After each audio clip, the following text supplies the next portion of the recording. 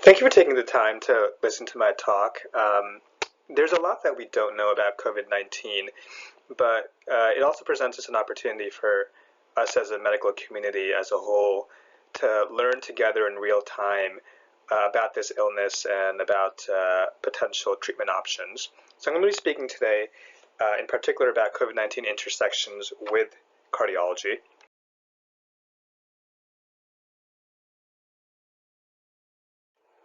So this is our agenda for today. Um, I'm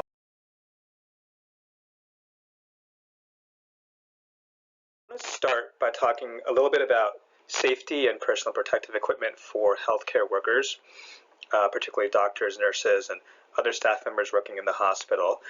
So these are some information about healthcare workers who are infected in the initial outbreak in Wuhan in China.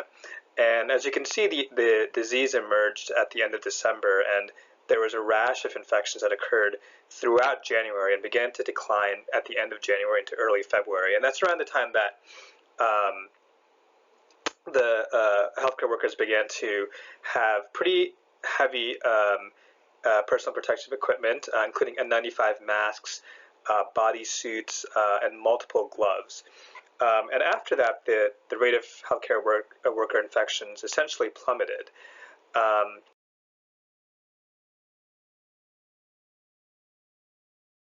so this was an article that was published a few days ago in the New Yorker by Atul Gawande, a surgeon at Mass General in Boston, who asked, in the absence of universal N95s and bodysuits, what were some strategies that could protect healthcare workers from infections with this novel coronavirus? So he talked to healthcare leaders in Singapore and Hong Kong about what strategies that they took to protect their staff and achieve actually a very significantly low rate of healthcare worker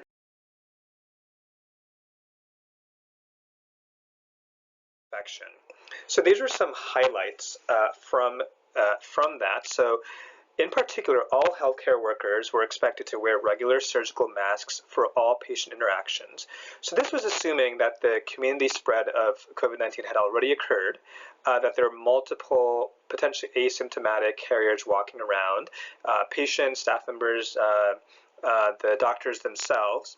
Um, so all patients' interactions were required to have surgical masks on, essentially inside the hospital at all times, to use gloves and proper hand hygiene, and to disinfect all surfaces in between patient consults.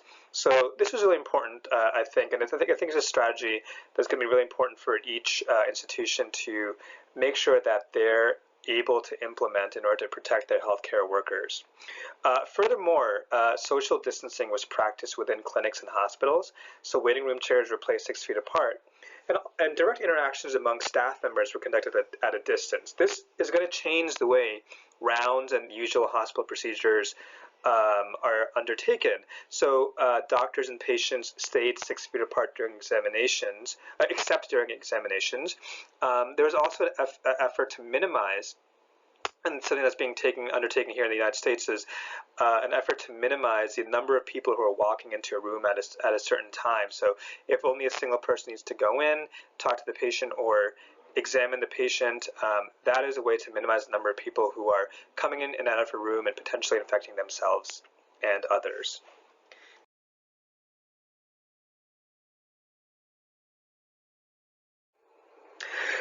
This is actually an interesting map of the hands, which shows the areas that are most often missed during hand washing. So, in particular, pay attention to the tips of your fingers, the backs of your thumbs, and the creases of your palms, and down into your wrists as well. These are areas that are commonly missed and could be areas where infection could take place.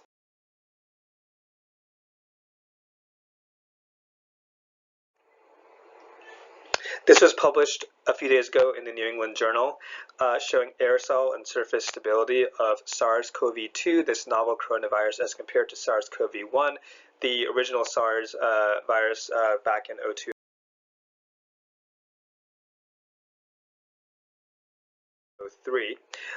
Showing pretty similar levels of stability on different surfaces. So pay attention to the aerosols on the left. They didn't track it out all the way down to the point where it's no longer detectable. That's that dotted line on the bottom, but it stayed in the air for at least 3 hours, probably longer. On copper surfaces for up to about 8 hours or so, cardboard for 24 hours, and steel and plastic, in the 48 to 72 hour range. So this is going to be important when you're thinking about the surfaces that you're using and touching in the hospital: computer keyboards, monitors, desks, counters, echo equipment, making sure things are clean before and after use, so that you're not also accidentally contaminating yourselves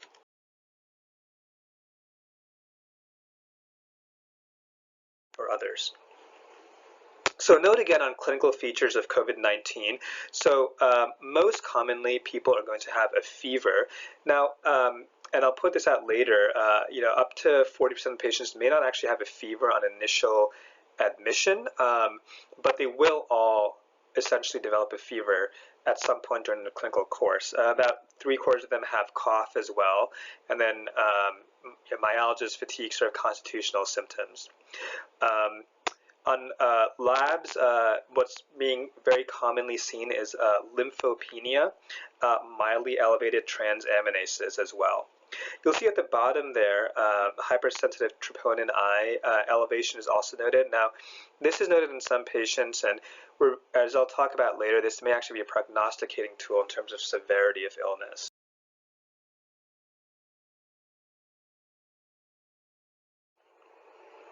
This is an important point that was, there's a joint statement put out by the American College of Gastroenterology and other associated societies, which stated that the incidence of GI symptoms, including nausea and or diarrhea, are uncertain.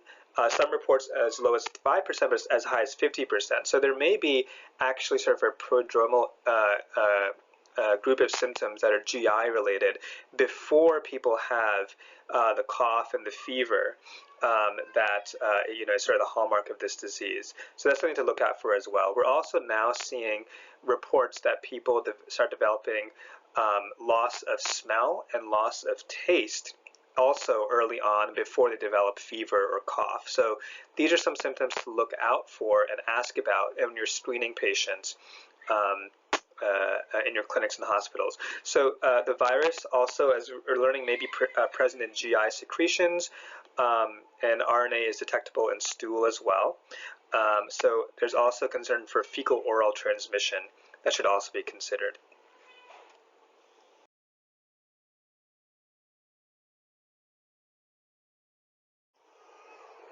So the spectrum of illness, so about 80% of cases are mild to moderate, and 20% require hospitalization.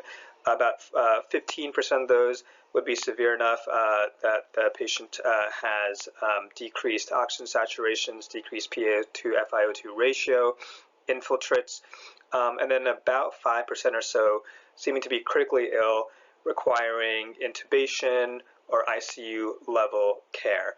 The case fatality rate is varied, as we all know, depending on the country, from less than 1%, up to close to 10%. I think a lot of this reflects the number of people who are being tested, but also the strains that are being put on healthcare systems if lots of patients are admitted and critically ill all at the same time.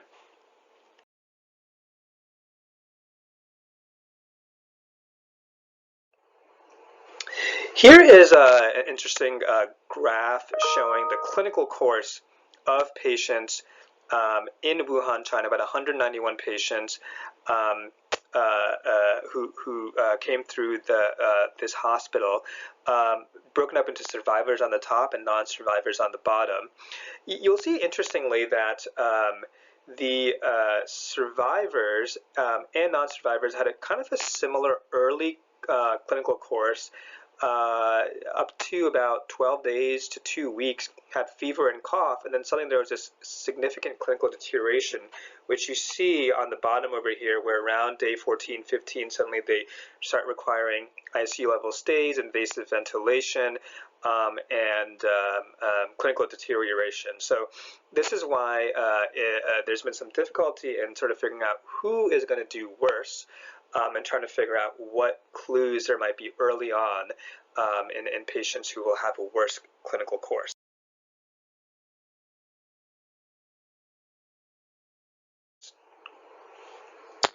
So again, most of these patients will be febrile at some point, but many of them will not be febrile on admission or were not.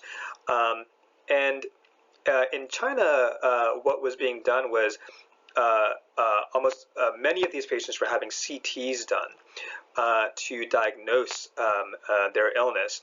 So most of them, 80 to 100%, had imaging abnormalities, less visible on chest X-ray, but more visible on CT scan, usually bilateral ground glass opacities which progress to consolidation. They tend to be peripheral and posterior, with a 97% sensitivity but a low specificity, overall about 25%.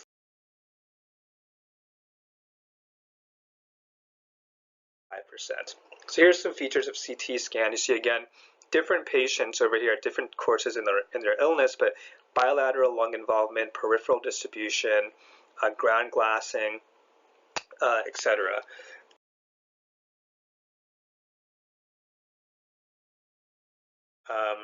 You see, over time that changes. Early on, before illness onset, some of these patients will still be showing, most of these patients will still be showing ground glass opacities. They will begin to develop reticular changes and then consolidations 1 to 2 weeks into their illness.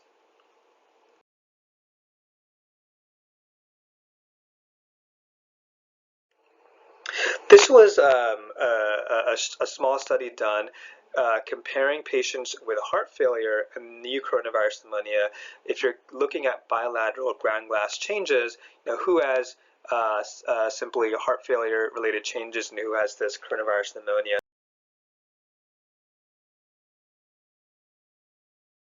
So, what they found in particular was that, both of these groups were pretty similar in terms of characteristics. There was a small number of cases, but the patients who had COVID-19 tended to have more opacification and less central changes. Again, these changes would be more peripheral or posterior.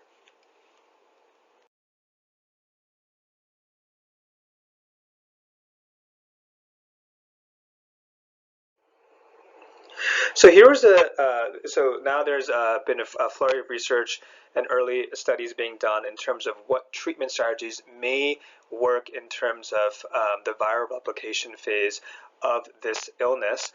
So this was a trial done of lopinavir, ritonavir in adults hospitalized with severe COVID-19, published in the England Journal a couple of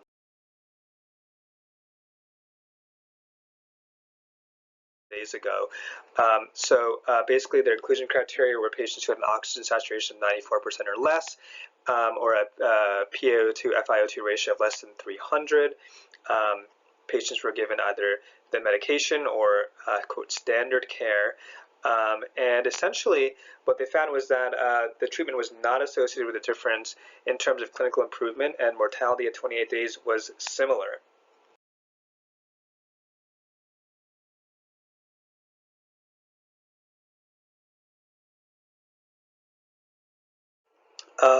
So here is a graph showing that overall no significant change in terms of clinical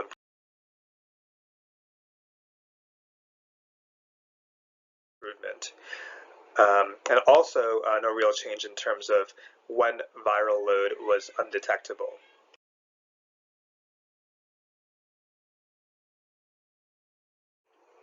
So, that was disappointing to see, but there is biological plausibility for that. As you can see on the top right over here, lopinavir, ritonavir requires fairly high doses to have an inhibitory effect in cell cultures for COVID-19 or this novel coronavirus. And also, that protease that it acts on is not quite present in this virus. So disappointing, but also biologically plausible. Alternatively, we know that there are trials underway for remdesivir, another antiviral agent, which, as you can see on the bottom here, actually has inhibition at much lower concentrations, so is potentially more promising, but we need more data. Also, this drug is sort of in trials right now, so it's not quite at the stage where it would be able to be produced at a mass scale.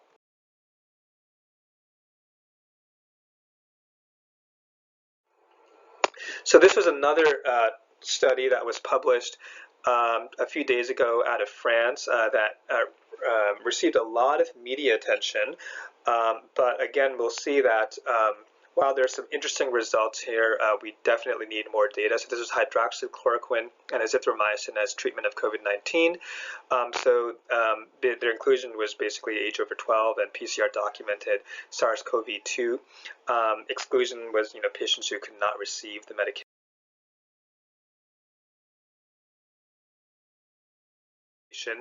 Their primary endpoint was virological clearance at day 6. Secondary endpoints included clinical follow-up and side effects.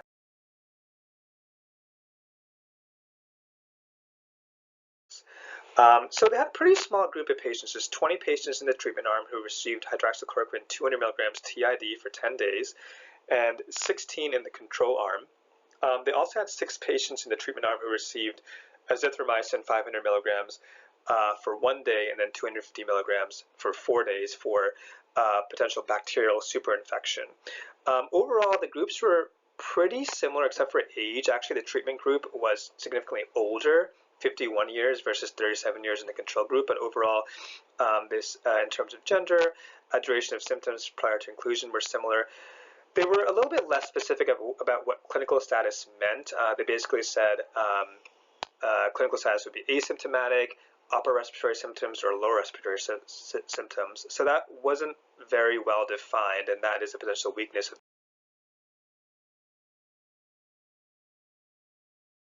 the study. But overall, you see this significant effect. The patients who received hydroxychloroquine overall had a higher rate of clearance of SARS-CoV-2 from nasopharyngeal samples by day 6.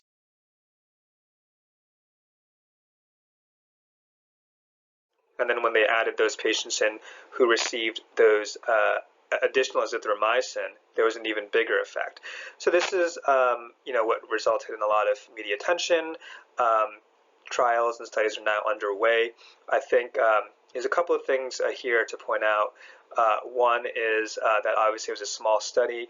2 is there were about 6 patients in the treatment arm who, sort of were not included. So it was not an intention to treat analysis. I think 3 of them went to the ICU, so they were sort of removed, and another 3, one of them stopped taking the medication.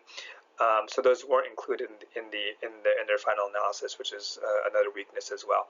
But there is some biological plausibility here with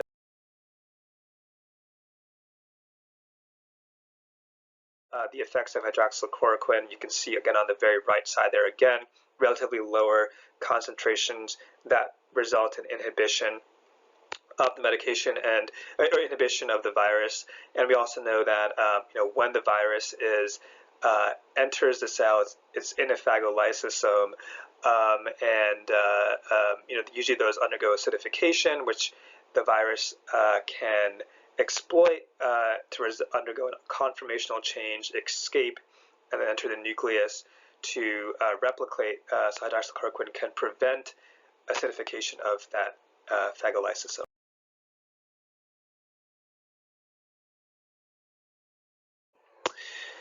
So changing our course now, again, focusing a bit more on the cardiac side of things. So these were 191 patients in 2 hospitals in Wuhan, China. They're looking at the comorbidities that these patients had.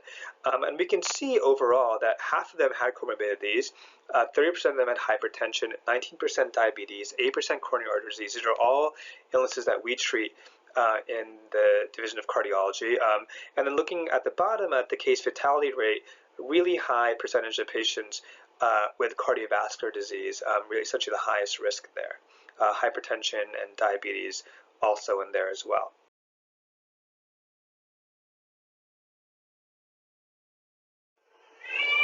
So this brings us to this debate about ACE inhibitors and angiotensin receptor blockers, about whether what these medications are doing with this virus. So just briefly, we know with the normal renin-angiotensin aldosterone system, when you have a drop in blood pressure, drop in fluid volume, the juxtaglomerular apparatus in the kidneys releases renin, which acts on angiotensinogen produced by the liver to form angiotensin 1. ACE enzyme released from the lungs converts angiotensin 1 to angiotensin 2, which one acts on blood vessels to result in vasoconstriction to elevate blood pressure, and also acts on the zona glomerulosa in the adrenal gland to stimulate release of aldosterone, which then acts in the kidneys to stimulate reabsorption of salt and water, also raising blood pressure. So, ACE inhibitors will be acting on this step over here, and angiotensin receptor blockers will be preventing the action of angiotensin 2 on blood vessels.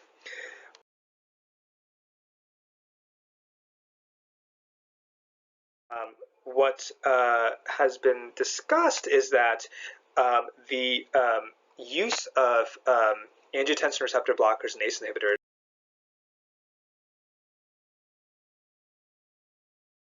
actually increases the expression of a sister enzyme of ACE called ACE2, which is actually what is the receptor binding domain for the spike protein of SARS-CoV-2.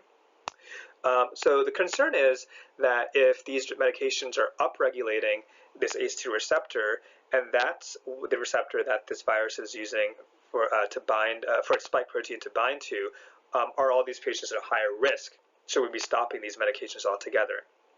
There's actually an alternative argument here that there's more to it than just that. So we know that angiotensin 2 activates and binds to receptors to constrict blood vessels, and then if you these ACE2 receptors actually inactivate angiotensin 2, which is going to prevent that vasoconstriction.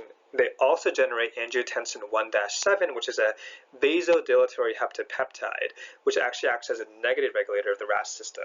So the argument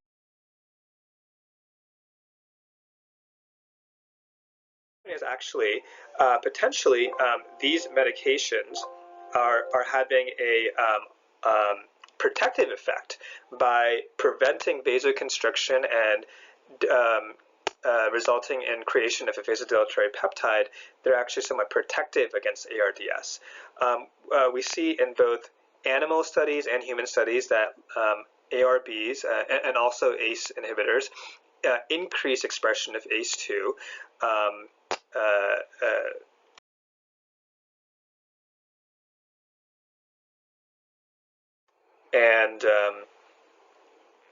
So the debate is, whether to stop these medications or whether to continue them.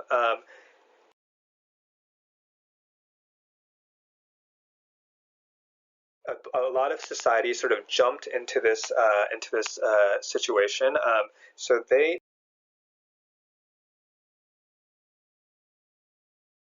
basically said, the Heart Failure Society of America and ACC-AHA stated that given the lack of knowledge and research on this subject, that they recommend continuing these agents for patients who are on them for heart failure, hypertension, ischemic disease, etc.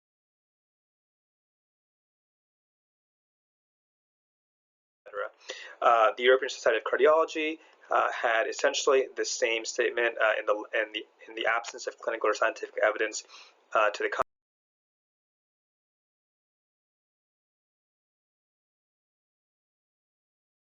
contrary, and then the International Society of Hypertension made the same point as well.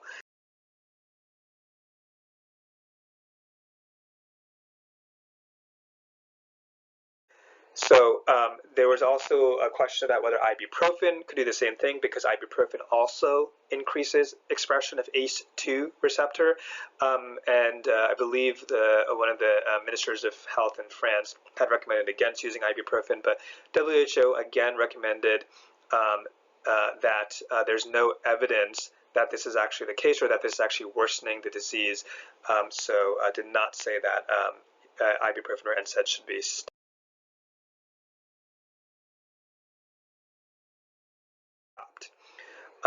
So overall, I think it's reasonable and I think it's correct for at this time in the absence of evidence to continue ACE inhibitors and ARBs, remembering that many of our patients who are on them for hypertension and heart failure, and if they're stopped, they would not many of them would not have alternative medications to go on to, as or if this COVID-19 pandemic worsens, many of those patients would then go weeks or longer without medication, and we may see a second wave of admissions of many of these patients who are uncontrolled and then require hospitalizations.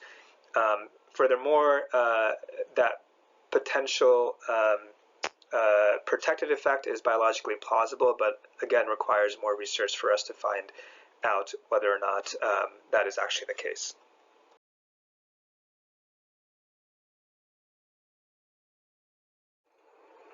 Okay, so talking about comorbidities, so going back to other coronavirus outbreaks in the past, so we had the Middle Eastern Respiratory Syndrome coronavirus, MERS-CoV, a couple of years ago. So this is the systemic review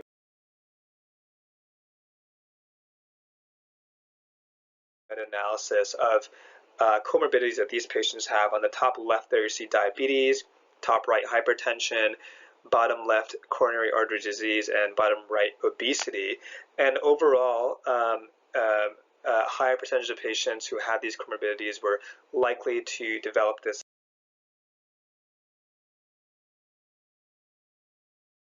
illness. So diabetes and hypertension were prevalent in about 51% and 48% of these patients, cardiac diseases in 31%, and obesity in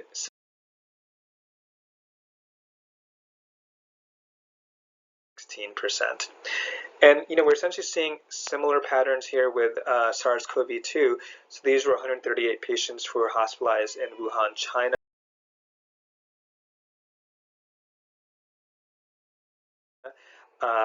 Compared to those patients who did not receive ICU care, those who did receive ICU care and essentially had more severe illness were more likely to have underlying comorbidities, including hypertension, diabetes, cardiovascular disease, and cerebrovascular disease.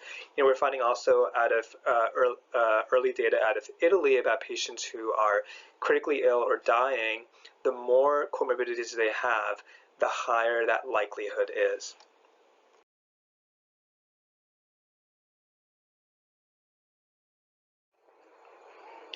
So this goes back to the question about trying to prognosticate and predict, which patients may have a worse course. As you can see, a lot of patients, sort of have a similar fever, cough, shortness of breath picture early on, up to about 10 to 12 days, and then have clinical deterioration. So finding that the patients who ended up in the ICU had higher inflammatory markers, including elevated cardiac enzymes, CKMB, and high sensitivity troponin on admission compared to those who did not require the ICU.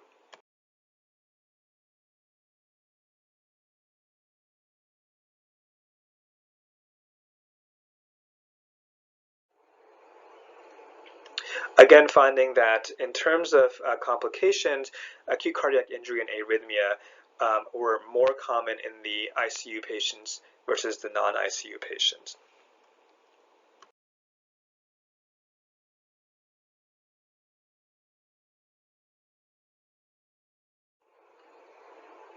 So this is another study analysis of myocardial injury and cardiovascular diseases in critical patients with the new coronavirus.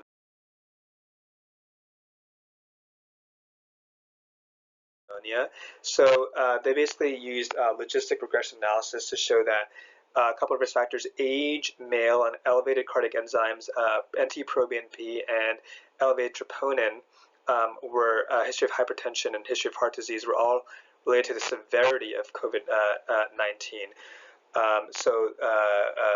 the more risk factors that these patients had, the more likely they were to have a severe illness.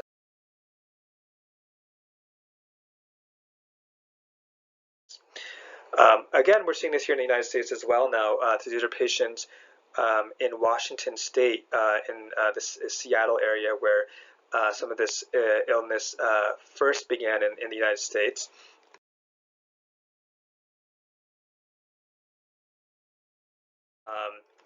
So of these 21 patients, 9 of them had congestive heart failure.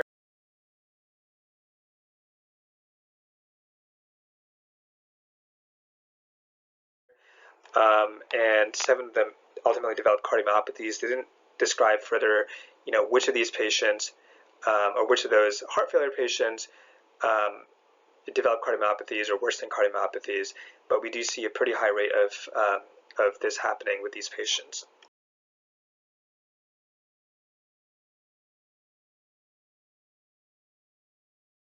And we'll talk a little bit more about that later. So, the question is, there's reports of cardiac injury, cardiomyopathy, myocarditis associated with severe illness in some of these patients. And the question is, what exactly is happening? What is the mechanism of injury in these patients? So there's a couple of potential things involved. So there's potential ACE2-mediated direct damage from binding to that receptor in a dysregulated RAS system. There's hypoxia-induced myocardial injury, oxidative stress, etc. There's microvascular damage as well, vessel hyperpermeability, angiospasm, and also in some reports now of microthrombi developing in blood vessels.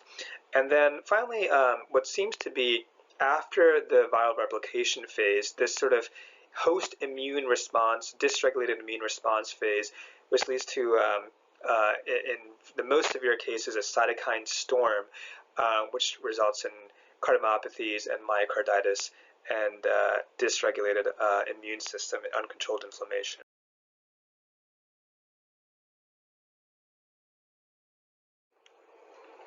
So this is a report of the pathological findings of COVID-19.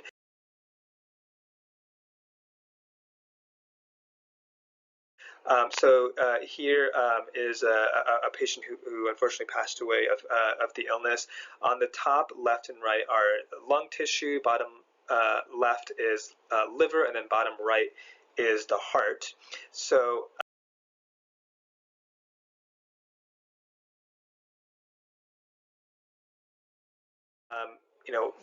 the way they describe it is in the lungs, pretty significant illness. We know this is a primary illness of the lungs, bilateral diffuse alveolar damage, desquamation, and hyaline membrane formation indicating ARDS, pulmonary edema, hyaline membrane formation, etc.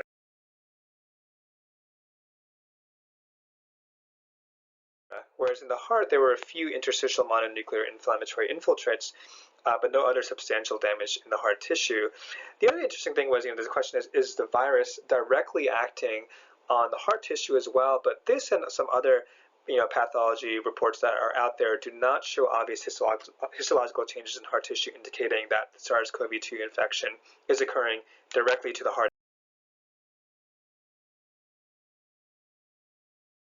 itself. These were another 3 cases of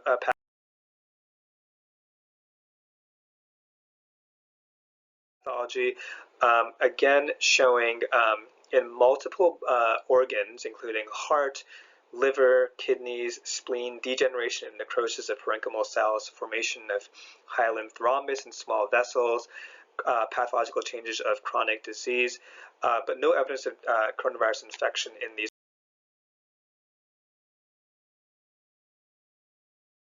organs themselves. So this is actually an interesting hypothesis that was put forward by some of the doctors who treated patients in the initial outbreak in China. They recommended actually given patients who have elevated D-dimer on admission tend to do worse, and pathology reports are showing evidence of extensive intravascular microthrombi to actually anticoagulate patients who are hospitalized for severe infections. This is obviously something that needs more study, and also would need to be balanced against the risk of developing DSC or bleeding or other contraindications for these patients. But it is something that they were practicing in some of their patients who had more severe illness as well.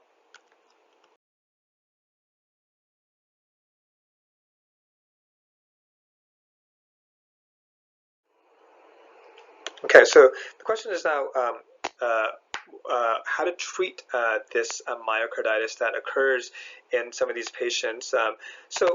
Importantly, this is right now a hypothesis that the patients who have this aggressive host immune response in severe cases develop a myocarditis, although we don't have enough autopsy data yet to confirm that these patients actually developed this fulminant myocarditis. And that's actually what's happening here. But this is a report of a patient, a 37-year-old patient who was admitted with chest pain and dyspnea for several days, diarrhea, was hypotensive. Initial X-ray on the top left there showing enlarged heart mediastinal ratio. He had ground glassing and opacification on his CT.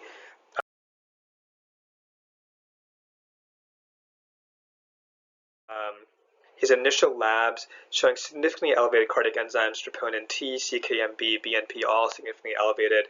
His echo showed an EF of 27%, upper limit of normal dilated LV, dilated atria, trace pericardial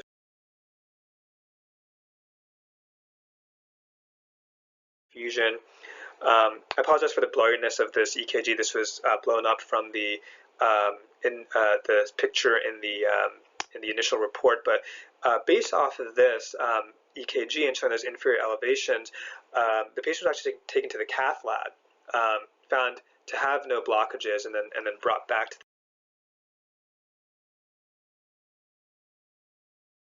the ICU. And they basically did sort of a broad treatment approach. They gave the patient Solumedrol for 4 days, IVIG for 4 days,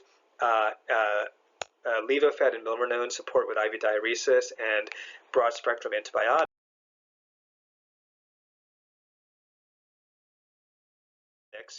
And then about 7 days later, the chest X-ray showed improvement and sort of normalization of that heart mediastinal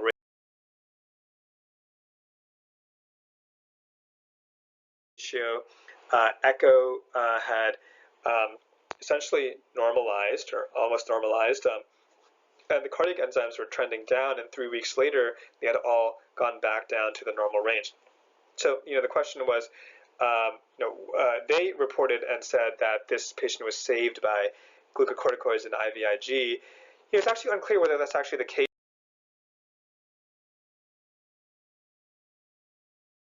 or not. First of all, and this was a meta-analysis done, corticosteroid treatment might actually be harmful for patients who have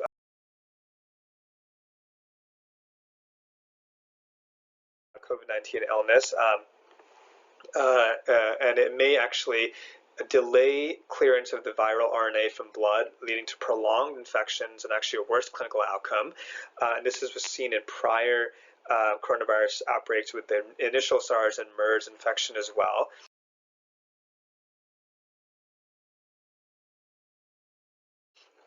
Furthermore, the evidence in terms of using IVIG for acute myocarditis is really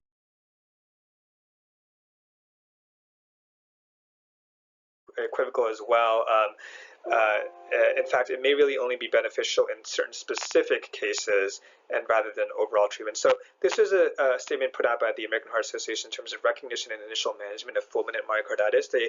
They report that and they comment that fulminant myocarditis is an uncommon syndrome characterized by sudden and severe diffuse cardiac inflammation and pretty significant and quick clinical deterioration as well.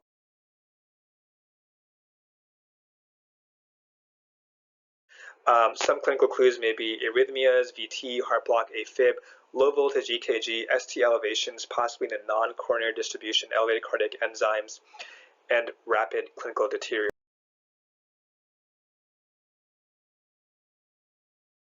administration. Now, in terms of whether or not you should be using steroids, IVIG, unclear. There may be some potential benefit of using steroids and other immune modulators, but these studies are kind of equivocal and some are ongoing.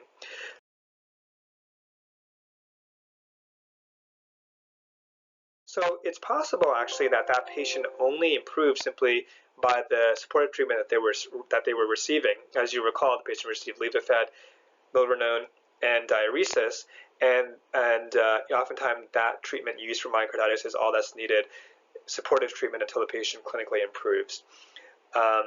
This was actually published recently in the Journal of Heart-Lung Transplantation.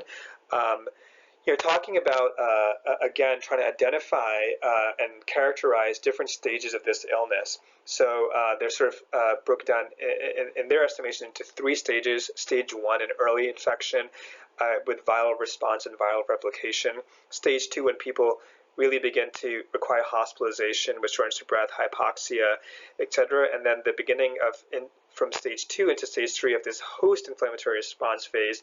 And by the end of that, people in ARDS and cardiac failure, and discussing how potential different treatment options may be required in different phases of this illness.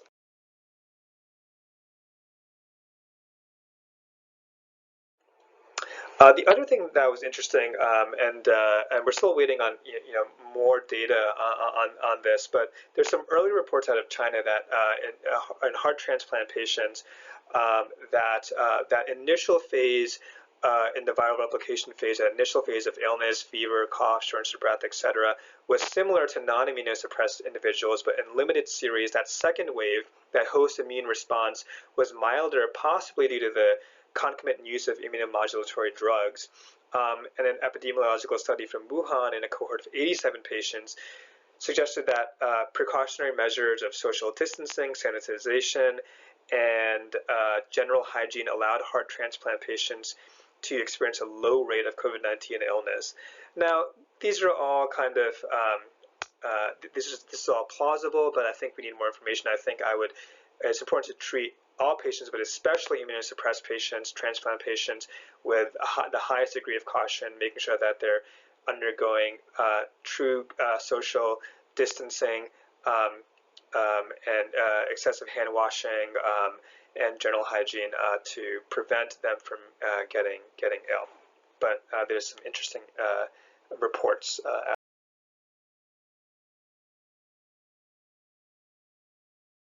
of China.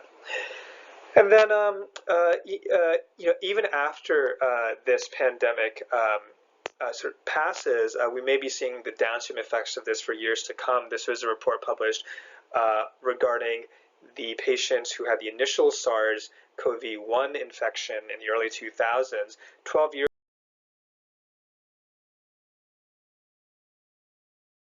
after infection, showing differential serum metabolic profiles, showing between control patients on the left and recovered SARS patients on the right. The patients on the right had more dysregulated lipid metabolism compared to patients on the left.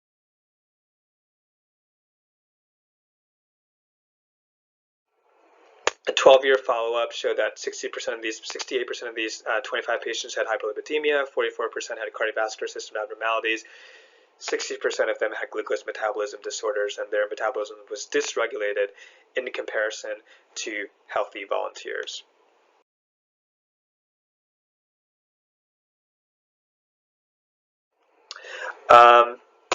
A final point to make here is what to do in terms of procedures, particularly the cath lab. So this was a joint statement put out by the American College of Cardiology and SCAI regarding cath lab utilization during the coronavirus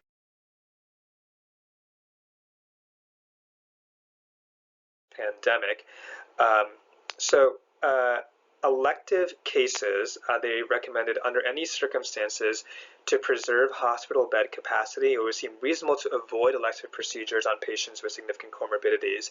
And this is an important point to make, especially as hospitals and countries begin to prepare for this pandemic, about making sure early on that you are canceling truly elective cases, rescheduling them for later on, potentially rescheduling elective outpatient follow-ups, ambulatory visits, potentially utilizing telehealth or phone visits to minimize the number of people who are in hospitals, in a hospital bed, or potentially getting infected through community spread and worsening the pandemic.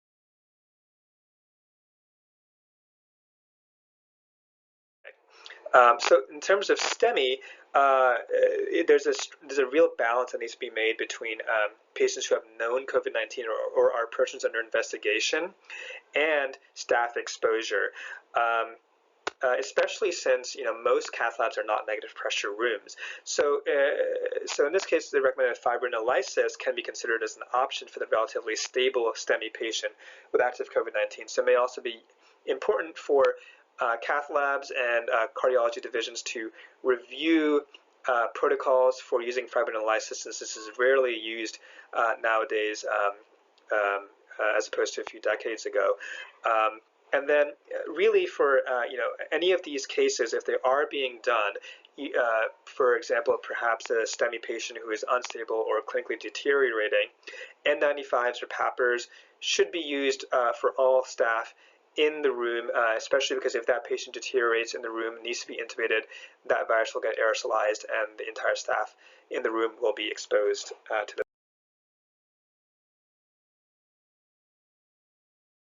virus.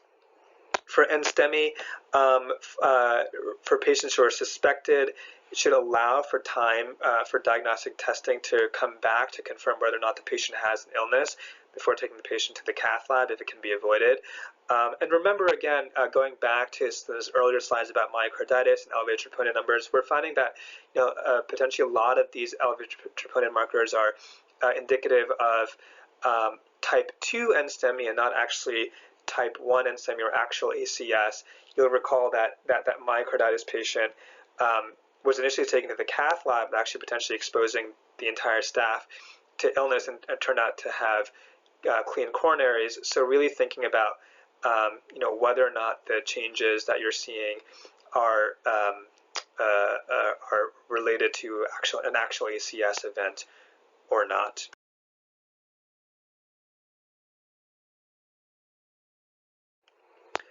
Again, if a patient needs to be brought to the cath lab and is positive or suspected and is deteriorating, they should be intubated prior to arrival in the cath lab, so it's a more controlled setting. You don't aerosolize the virus inside the cath lab itself.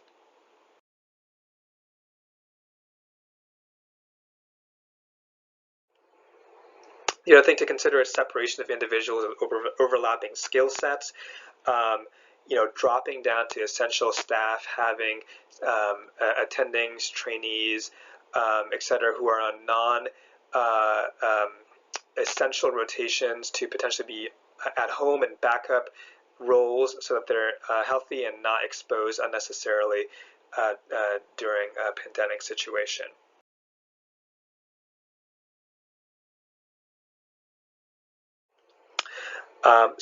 This is the information that I have at this time. Again, with each passing day, we have more information that we're learning about this virus, both in a medical treatment, critical care sense, and also in particular with relation to cardiology. And thank you again for your time.